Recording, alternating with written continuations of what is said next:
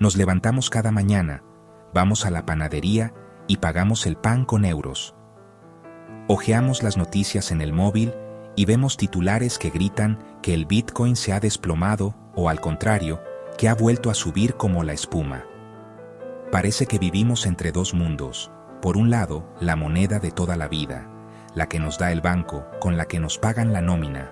Por otro, esa cosa rara, digital, de la que unos dicen que es el futuro y otros que es una estafa piramidal.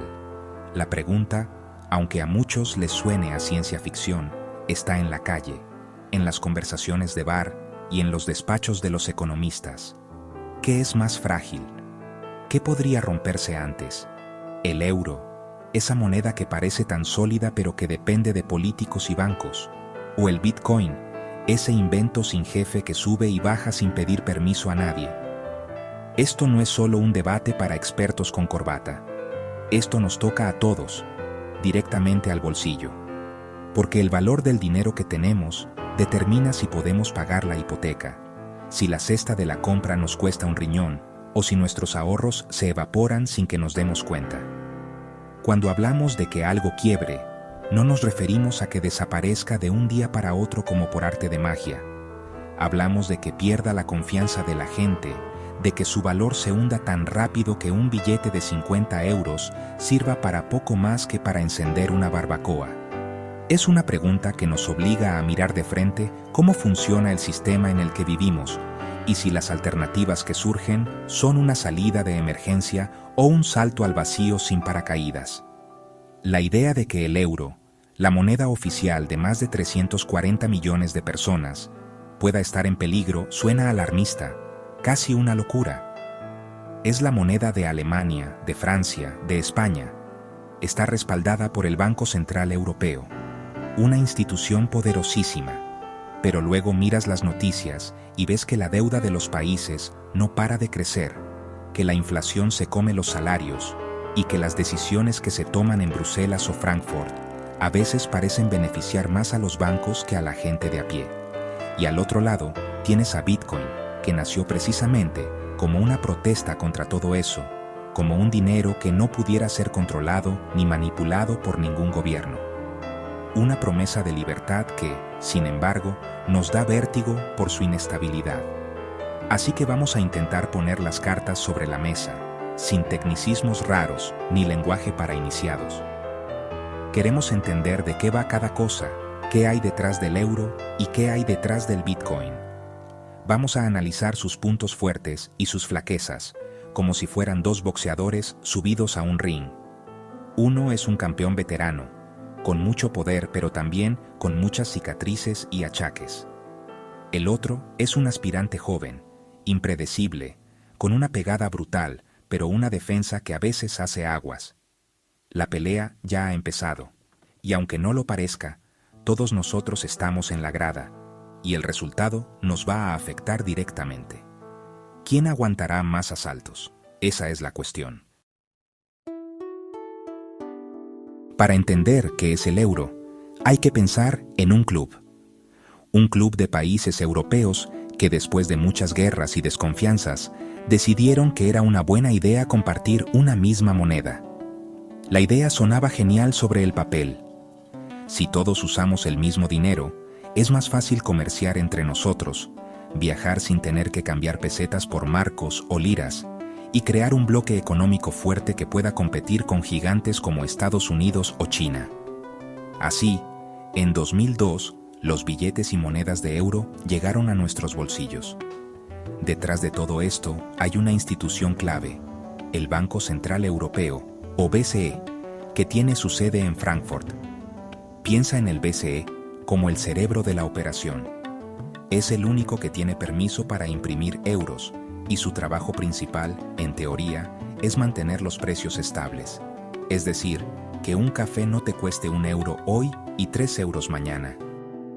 El sistema funciona de una manera muy centralizada. El BCE, dirigido por un grupo de gobernadores de los bancos centrales de cada país miembro, toma las decisiones importantes. Ellos deciden si se imprime más dinero o menos, y a qué interés se lo prestan a los bancos comerciales, los bancos donde tú y yo tenemos nuestras cuentas. Esas decisiones afectan a toda la eurozona, a todos los países que usan el euro. Si el BCE decide inyectar miles de millones de euros en la economía, como ha hecho en las últimas crisis, lo hace para intentar que el dinero fluya y que las empresas y los gobiernos no se ahoguen.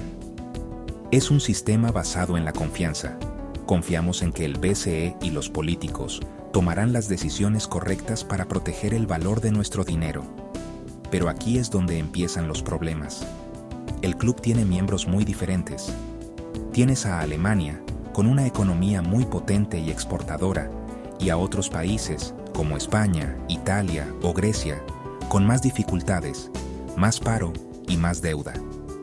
Y claro, una misma medicina no siempre funciona igual para todos.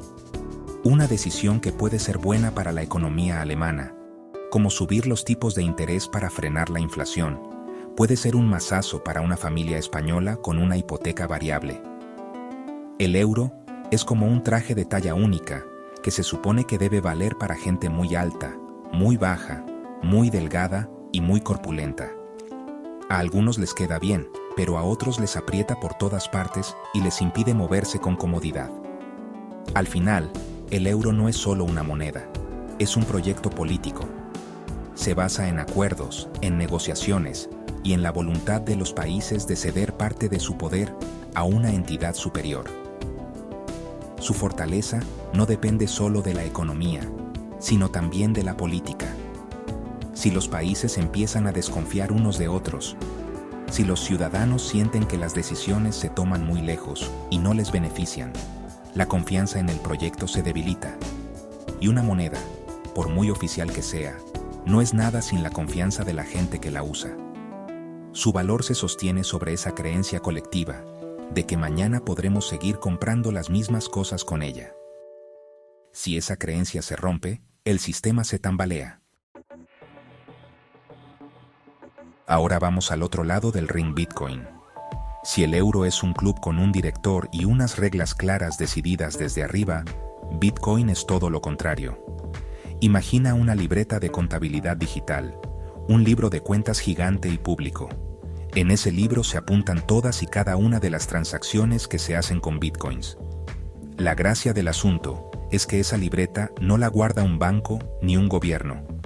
La guardan miles de ordenadores repartidos por todo el mundo, conectados entre sí. A esto se le llama una red descentralizada. No hay una oficina central, no hay un jefe, no hay nadie que pueda, por sí solo, cambiar las reglas del juego, borrar una transacción o impedir que alguien envíe o reciba dinero. Es un sistema que funciona gracias a la colaboración de todos sus participantes.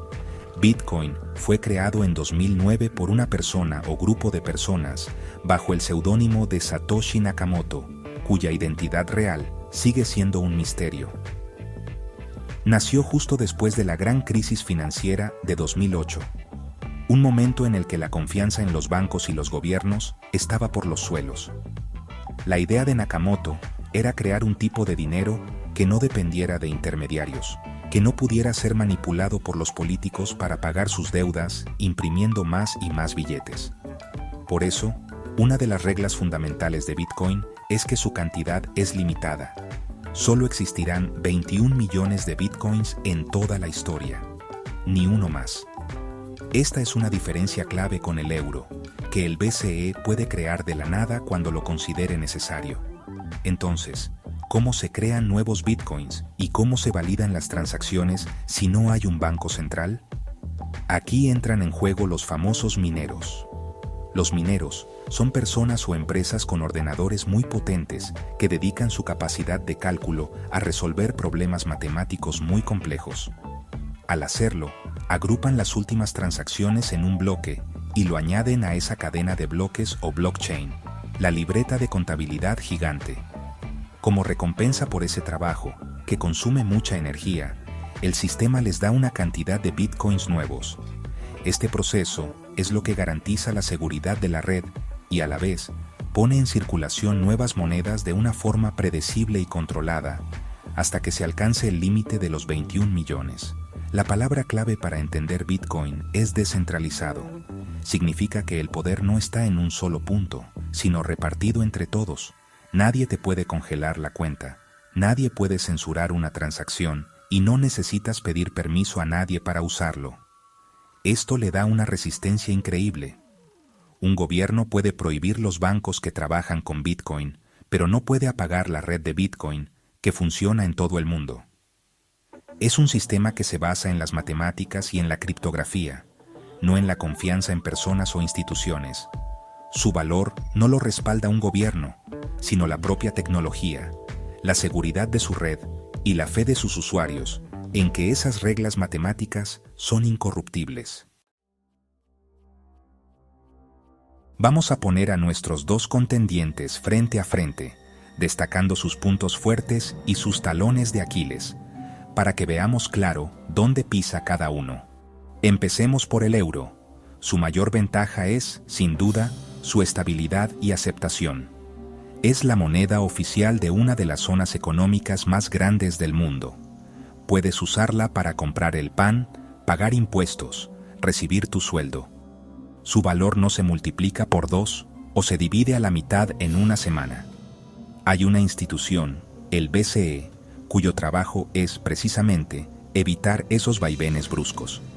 Esta previsibilidad nos da seguridad en nuestro día a día. Sabemos que los 100 euros que tenemos hoy en la cartera valdrán aproximadamente lo mismo mañana, lo que es fundamental para planificar nuestra vida y para que la economía funcione sin sobresaltos. No obstante, la gran fortaleza del euro es también su gran debilidad. Su estabilidad depende de las decisiones de un pequeño grupo de personas en el BCE y de los políticos de turno. Si toman malas decisiones, nos afecta a todos. Si deciden imprimir muchísimo dinero para rescatar a bancos o a países muy endeudados, el valor de los euros que tenemos cada uno en el bolsillo disminuye. Es lo que se conoce como inflación. Con el mismo dinero, puedes comprar menos cosas. Además, como vimos, el euro es una moneda única para economías muy distintas, lo que crea tensiones constantes. Un país no puede devaluar su moneda para ser más competitivo, una herramienta que antes sí tenían. Están atrapados en un sistema rígido que, en tiempos de crisis, puede resultar una jaula. Ahora miremos a Bitcoin. Su principal atractivo es su independencia. Es un sistema descentralizado, ajeno al control de cualquier gobierno o banco. Nadie puede decidir imprimir más bitcoins para solucionar un problema político, porque sus reglas son matemáticas y su emisión es finita y predecible. Esto lo convierte para muchos en un oro digital, un refugio de valor contra la inflación y la mala gestión de los gobiernos. Teóricamente, si los bancos centrales del mundo se dedican a devaluar sus monedas, el poder de compra de un bitcoin debería mantenerse o incluso aumentar a largo plazo. Además, permite enviar dinero a cualquier parte del mundo de forma rápida y con comisiones relativamente bajas, sin intermediarios. Pero la libertad de Bitcoin tiene un precio muy alto: su extrema volatilidad. Su valor puede subir un 20% en un día y caer un 30% al siguiente. Esto lo hace muy poco práctico como moneda para el día a día. Imagina que te pagan la nómina en Bitcoins y justo al día siguiente, su valor se desploma un 40%. Sería un desastre. Su valor depende exclusivamente de la oferta y la demanda, de la confianza y la especulación. No hay un banco central que lo estabilice. Además, su seguridad depende de la tecnología y de que los usuarios custodien bien sus claves. Si pierdes tus claves, pierdes tus bitcoins para siempre. No hay un servicio de atención al cliente al que llamar. Es la libertad, sí, pero también la responsabilidad absoluta.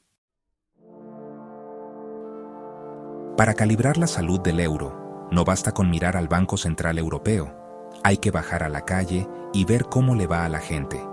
Y la verdad es que el panorama en Europa en los últimos años no ha sido precisamente un camino de rosas. Hemos vivido una tormenta perfecta. Primero una crisis financiera, luego la pandemia, y después una crisis energética agravada por la guerra en Ucrania. Todo esto ha dejado cicatrices profundas en la economía y, sobre todo, en el bolsillo de los ciudadanos. Uno de los monstruos que ha despertado con más fuerza es la inflación. De repente, ir al supermercado se convirtió en un susto. El aceite, los huevos, la fruta, todo subía de precio a una velocidad que no recordábamos en décadas. Y los salarios, claro, no subían al mismo ritmo. Este aumento de precios, esta inflación, significa en la práctica que nuestro dinero vale menos. El euro que tienes en la cuenta te permite comprar menos cosas que hace un año. ¿Y por qué pasa esto? En parte, por factores externos como el precio de la energía, pero también por las decisiones del BCE. Durante años, para combatir las crisis, el banco ha estado imprimiendo euros a espuertas y prestando dinero a un interés bajísimo, casi cero. Esto inyectó mucho dinero en el sistema, lo que al principio pareció una buena idea, pero a la larga ha contribuido a que los precios se disparen. Es como si en un pueblo todo el mundo se hiciera rico de la noche a la mañana. El panadero, al ver que todos tienen mucho dinero, subiría el precio del pan. Otro fantasma que recorre Europa es la deuda pública. Los países, para pagar los ERTE durante la pandemia, para subvencionar la gasolina o para financiar sus servicios públicos, han tenido que pedir prestado muchísimo dinero. España, Italia, Francia, casi todos los países de la eurozona tienen una deuda que supera, en muchos casos, el 100% de todo lo que producen en un año. Esta deuda hay que devolverla, y con intereses. Y mientras más grande es la deuda, más frágil es el país. Si los inversores internacionales empiezan a dudar de que un país pueda pagar, dejarán de prestarle dinero o le pedirán un interés mucho más alto, lo que podría llevarlo a la quiebra. Y aquí está el problema del euro. La quiebra de un país grande como Italia podría arrastrar a todo el sistema. Todo esto genera un círculo vicioso de descontento. La gente siente que pierde poder adquisitivo, que su esfuerzo no cunde, que las decisiones se toman en despachos lejanos por burócratas que no entienden su realidad. Ven cómo se rescata a bancos o a grandes empresas mientras a ellos les suben los impuestos y les recortan los servicios. Esta frustración es un caldo de cultivo peligroso para la estabilidad del proyecto europeo y, por extensión, para la confianza en el euro. Si la gente empieza a pensar que estar fuera del euro sería mejor, o si surgen movimientos políticos que proponen abandonar la moneda única, la propia existencia del euro se pone en tela de juicio. Su fortaleza no es solo económica, es, sobre todo, social y política. Si la situación del euro genera inquietud por su lentitud y su carga política, la de Bitcoin produce vértigo por su velocidad y su aparente anarquía. La característica que más define a Bitcoin y que más asusta a los novatos es su volatilidad. Cualquiera que haya seguido su precio sabe que es una auténtica montaña rusa. Un día lees que ha alcanzado un nuevo máximo histórico y que los primeros inversores son millonarios, y al día siguiente lees que se ha hundido un 50% en pocas semanas y que es el fin de las criptomonedas. ¿Por qué ocurre esto? La razón principal es que su precio se basa únicamente en la ley de la oferta y la demanda, llevada al extremo. No hay un banco central que intervenga para suavizar las caídas o frenar las subidas. Es el mercado en estado puro. La demanda de Bitcoin está impulsada por muchos factores, a menudo emocionales. Por un lado, está la narrativa de que es un activo refugio, el oro digital que nos protegerá de la inflación. Cuando la gente tiene miedo de que el euro o el dólar pierdan valor, una parte de ellos compra Bitcoin, haciendo que su precio suba. Por otro lado, está la pura especulación. Mucha gente compra Bitcoin no porque crea en su tecnología o en su futuro como moneda, sino simplemente porque espera que su precio suba para venderlo más caro y ganar dinero rápido. Este comportamiento genera burbujas. El miedo a quedarse fuera, el famoso FOMO, atrae a miles de pequeños inversores cuando el precio sube, inflando aún más el valor hasta que la burbuja estalla y el pánico provoca ventas masivas y caídas espectaculares. Otro factor clave es su dependencia de la confianza y de las noticias. El tweet de un famoso como Elon Musk una nueva regulación en China o Estados Unidos, o el anuncio de que una gran empresa lo acepta como pago, pueden hacer que su precio se dispare o se hunda en cuestión de horas. Es un mercado muy sensible al ruido mediático y a las percepciones. Además, aunque la red de Bitcoin en sí es muy segura, el ecosistema que lo rodea no siempre lo es. Las plataformas de intercambio donde la gente compra y vende Bitcoins pueden ser hackeadas, y hemos visto casos de grandes plataformas que han quebrado, haciendo que miles de usuarios perdieran todos sus ahorros. Estos escándalos dañan la confianza y provocan caídas de precio. En resumen, los riesgos de Bitcoin son enormes. Su volatilidad lo hace inviable como unidad de cuenta estable para la vida cotidiana. Su valor está sujeto a ciclos de euforia y pánico, y su uso requiere ciertos conocimientos técnicos y una gran responsabilidad personal para custodiar los fondos de forma segura. Es un activo de alto riesgo, no apto para cardíacos ni para personas que no puedan permitirse perder todo el dinero invertido. La promesa de libertad y descentralización es muy poderosa, pero el camino está lleno de baches, precipicios y bandidos. Es un territorio salvaje, donde se pueden hacer grandes fortunas, pero también donde es muy fácil perderlo todo por un error o un golpe de mala suerte. Ante el desafío que suponen las criptomonedas como Bitcoin, los bancos centrales no se han quedado de brazos cruzados. Saben que el dinero en efectivo cada vez se usa menos y que el futuro es digital.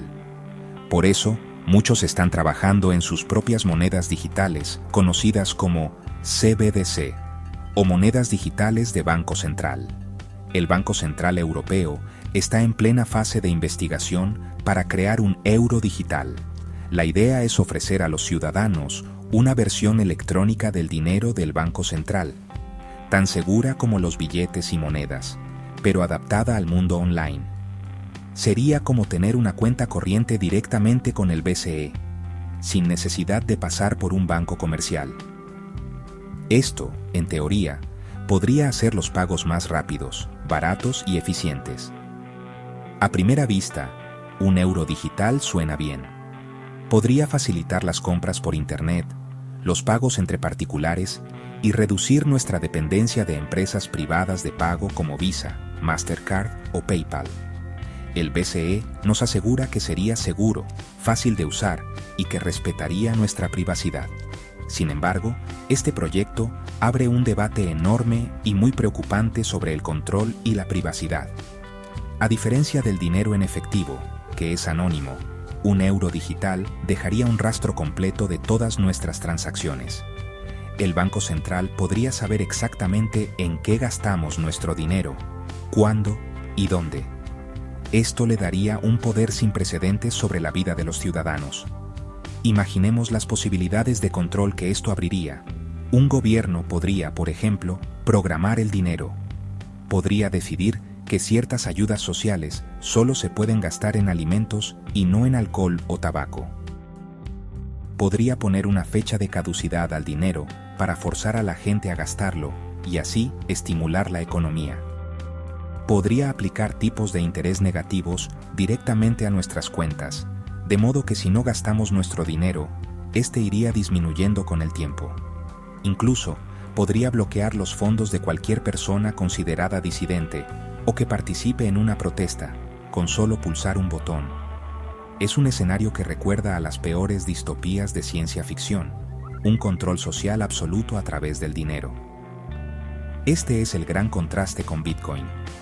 Bitcoin fue diseñado para ser un dinero resistente a la censura y al control. El euro digital, en cambio, podría convertirse en la herramienta de control definitiva. La batalla, por tanto, no es solo entre una moneda estable y una volátil. Es una batalla filosófica entre dos visiones del mundo, una centralizada, donde el poder reside en una autoridad que nos dice cómo y en qué podemos usar nuestro dinero, y otra, descentralizada, donde el individuo tiene la libertad y la responsabilidad total sobre sus fondos. La llegada del euro digital podría ser el golpe de gracia al dinero en efectivo, y con él, al último reducto de privacidad financiera que nos queda. llegamos al momento de la verdad. Después de analizar a ambos púgiles, sus fortalezas y debilidades, toca mojarse. ¿Qué sistema es más probable que quiebre o pierda su valor de forma catastrófica? La respuesta depende mucho del plazo del que hablemos, el corto o el largo plazo. A corto plazo, en los próximos años, el riesgo de un colapso total es, sin duda, mucho mayor para Bitcoin. Su valor es pura especulación y confianza.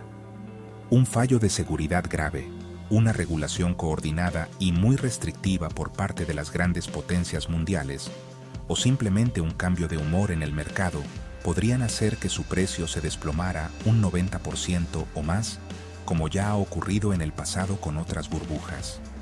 Su quiebra sería rápida, violenta y puramente financiera. El euro, en cambio, tiene una inercia y un respaldo institucional que lo hacen mucho más resistente a corto plazo. Es la moneda de millones de personas y empresas. Está integrado en todos los contratos, hipotecas y sistemas legales de 20 países. El Banco Central Europeo tiene herramientas muy poderosas para defenderlo y hará todo lo que sea necesario, como dijo en su día Mario Draghi, para evitar su colapso. Un desplome del euro a corto plazo es casi impensable, a no ser que ocurra una catástrofe política o militar de dimensiones inimaginables, como la desintegración de la Unión Europea. Su enfermedad es más parecida a un mal crónico que a un infarto fulminante. Su valor se va erosionando poco a poco por la inflación y la deuda, pero no se va a cero de la noche a la mañana. Sin embargo, si miramos a largo plazo, a un horizonte de varias décadas, el panorama podría cambiar. La debilidad fundamental del euro es política y demográfica.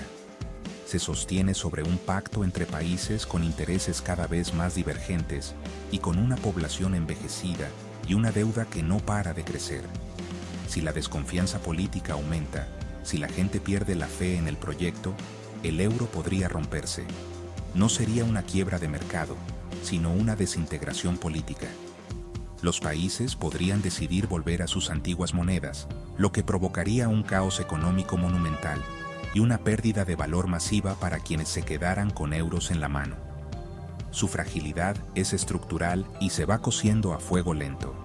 Bitcoin, por su parte, si sobrevive a su volátil juventud y a los ataques regulatorios, podría tener una fortaleza a largo plazo que el euro no tiene. Su política monetaria es fija, predecible e incorruptible. No depende de políticos ni de pactos. Si el mundo sigue por el camino de la impresión de dinero sin fin y la devaluación de las monedas fiduciarias, un activo escaso y descentralizado como Bitcoin podría convertirse en una reserva de valor global muy demandada. Su supervivencia depende de su tecnología y del efecto red. Cuantos más lo usen y confíen en él, más fuerte se vuelve. Su riesgo a largo plazo es tecnológico, que aparezca una tecnología mejor o que la sociedad decida que no lo necesita, pero no tiene el riesgo político intrínseco que arrastra el euro. Entonces, ¿qué conclusión sacamos de todo esto? ¿En qué caballo apostamos nuestro futuro? La respuesta no es sencilla, y probablemente no sea ni blanco ni negro. A día de hoy, para la gente común, para el día a día, el euro sigue siendo la única opción práctica. Con él pagamos las facturas, cobramos la nómina y compramos la comida. Su relativa estabilidad nos permite vivir sin el sobresalto constante de ver cómo nuestros ahorros se evaporan o se duplican en 24 horas. El riesgo del euro no es el colapso inmediato, sino una muerte lenta, una erosión gradual de nuestro poder de compra a través de la inflación y los impuestos para pagar una deuda creciente. Es un sistema que nos da seguridad a corto plazo, pero que a largo plazo nos empobrece silenciosamente. Bitcoin, por otro lado, es hoy por hoy un activo de altísimo riesgo, una apuesta especulativa o, para los más convencidos, un seguro a muy largo plazo contra el posible colapso del sistema tradicional. Meter los ahorros de toda una vida en Bitcoin sería una imprudencia temeraria. Su volatilidad es demasiado salvaje. Sin embargo, Ignorarlo por completo también podría ser un error. Representa una alternativa, una puerta de salida a un sistema financiero centralizado que muchos ven como agotado y corrupto. Es una tecnología que nos obliga a preguntarnos qué es el dinero y quién debe controlarlo. Su fragilidad es evidente y a corto plazo. Puede caer a plomo en cualquier momento. Pero su promesa de un dinero libre y soberano es lo que le da un potencial a largo plazo. Si tuviéramos que responder a la pregunta inicial, ¿qué quebrará primero? La respuesta más probable es: Bitcoin es infinitamente más propenso a sufrir un colapso de precio espectacular en el corto plazo. Es un castillo de naipes que se aguanta sobre la confianza especulativa. El euro, en cambio, es una fortaleza de piedra, pero con los cimientos minados por la deuda y las grietas políticas. Su derrumbe sería más lento, más parecido a una demolición controlada que a una explosión, pero podría ser igual de devastador. Para el ciudadano de a pie, esto significa que vivimos en un mundo de incertidumbre. Quizás la estrategia más sensata no sea elegir un bando, sino entender los riesgos de ambos. Al final, la verdadera pregunta no es si el euro o el Bitcoin se romperán, sino cómo nos afecta a nosotros, a la gente normal. Nos afecta cuando el pan es más caro, cuando la hipoteca sube, cuando nuestros ahorros valen menos. El euro nos ofrece una estabilidad precaria, gestionada por élites, mientras que Bitcoin nos ofrece una libertad volátil, llena de riesgos. Quizás el futuro no sea ni lo uno ni lo otro, sino un sistema mixto donde convivan diferentes formas de dinero. Lo que está claro es que estamos en un momento de cambio, y en tiempos de cambio, la mejor inversión que podemos hacer es en conocimiento, entender cómo funciona el dinero para poder tomar las mejores decisiones posibles y que no nos pillen una vez más con el pie cambiado.